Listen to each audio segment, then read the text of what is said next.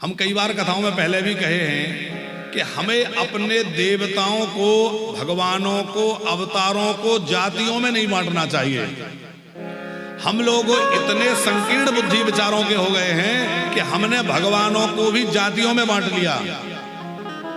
ये ब्राह्मणों के भगवान है, ये क्षत्रियों के भगवान है, ये साहुओं के भगवान हैं, ये विश्वकर्मा के भगवान हैं, ये अमुक जाति के, ऐसे हमने भगवानों को भी जातियों में बांट लिया।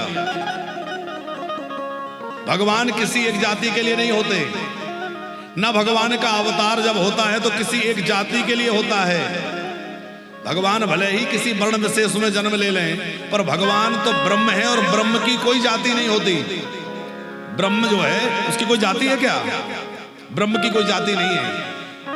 वो तो समय अनुसार किसी भी वर्ण में भगवान आ जाते हैं। अब उस वर्ण में आने से ये थोड़ी कि भगवान उस वर्ण के हो गए। पर आज इतनी अधिक हम लोगों की मानसिकता खराब हो गई, या लोगों के राजनीतिक लाभ पाने के लिए लोगों ने भगवानों को भी जातियों में बांट दिया। ये ब्राह्मणों के भगवान है, ये क्षत्रियों के हैं, ये, और ये है संकीर्णता इतनी अधिक बढ़ गई कि लोग अपनी राजनीतिक रोटियां सेकने के लिए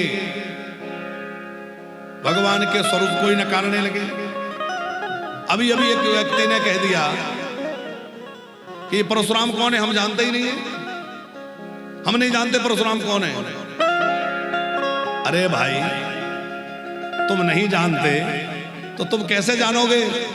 सत्संग करोगे, कथाओं में जाओगे, महापुरुषों के पास जाओगे तो ना जानोगे कि अभिमान में भर करके सनातन का विरोध करने का ठेका तुमने ले लिया, धर्म का विरोध करने का ठेका ले लिया, और तुम केवल सनातन का विरोध करके और अपनी राजनीतिक महत्वाकांक्षा को पूरा करना चाहते हो, और उसके लिए आप भगवानों का विरोध कर रहे हो, ब्राह्मणों का विरोध कर रहे हैं, पुराणों का, शास्त्रों का विरोध कर रहे हैं।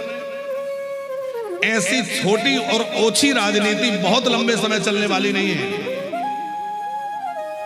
आज सनातन बड़े खतरे में है, क्योंकि चारों ओर से सनातन पर प्रहार हो रहा है, और ऐसी स्थिति में जब चारों ओर से सनातन पर प्रहार हो रहा है तो कम से कम हम सनातनियों को एकजुट होना चाहिए। पर हम इसमें लड़ रहे हैं कि हमारे भगवान ये, तुम्हारे भगवान ये, हम ये, तुम वो, हम इसको मानेंगे, तुम इसको मानोगे।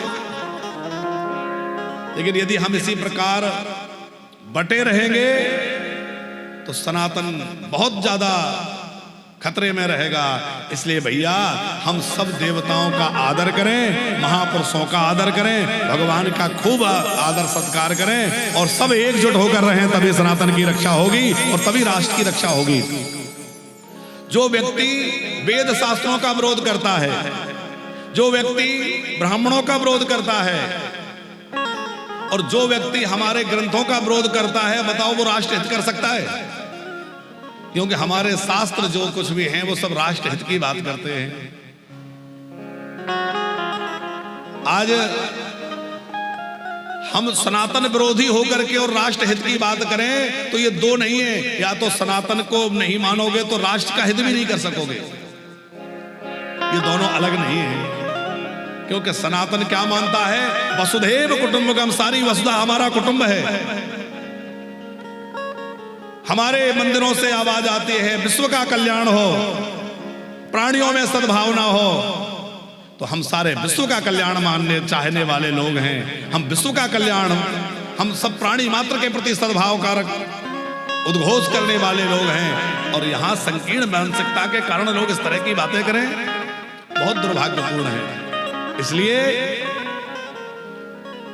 हम सबको अपने महापुरुषों को भी जातियों में नहीं बांटना चाहिए। कोई कहे रैदास जी हमारे हैं, कोई कहे कबीरदास जी हमारे हैं, कोई कहे कि बाबा साहब अंबेडकर हमारे हैं। नहीं, बाबा साहब अंबेडकर जो है उन्होंने संविधान को लाया है, इसलिए हम सबके वो हैं और हम सब उनके लिए नमन करते हैं, हम सब उनका वंदन करते हैं। बाबा साहब हम सबके हैं। कोई जाति विशेष ये क्यों कहे कि बाबा साहब हमारे हैं?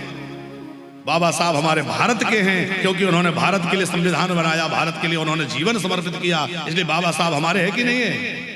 हम सबके हैं।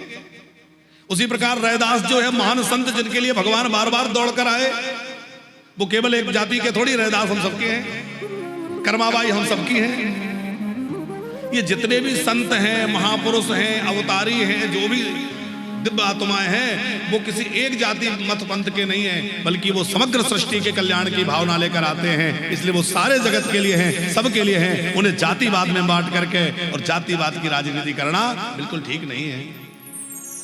इससे ना समाज का हित होगा, ना राष्ट्र का हित होगा, और ना उस व्यक्ति का हित होगा जो इस तरह की राजनीति करके और समाज में विद्वेष फैलाता है।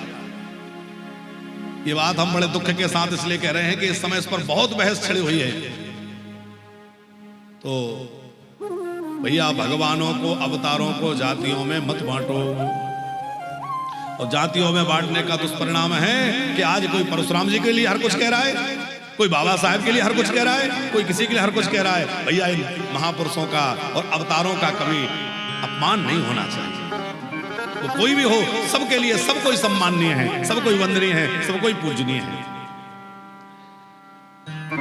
पुराणों का आश्रय लेने से क्या होगा? बोले सदाचार की प्रतिष्ठा होगी, और जिसमें सदाचार होगा वो ऐसी अनर्गल बातें नहीं करेगा, अनर्गल कार्य नहीं करेगा। इसलिए सौनक जी कह रहे हैं, आप हमें ऐसी कथा सुनाइए जो सदाचार की प्रतिष्ठा करने वाले हो। सदाचारश्च सद्भक्तिर। दूसरा, ऐसी कथा सुनाइए जो भक्ति का विवर्धन करने वाली हो, जिस कथा को सुनने से हृदय में भक्ति आ जाए। वो भोले बाबा तो भक्ति देने वालों में सर्वोपरि है।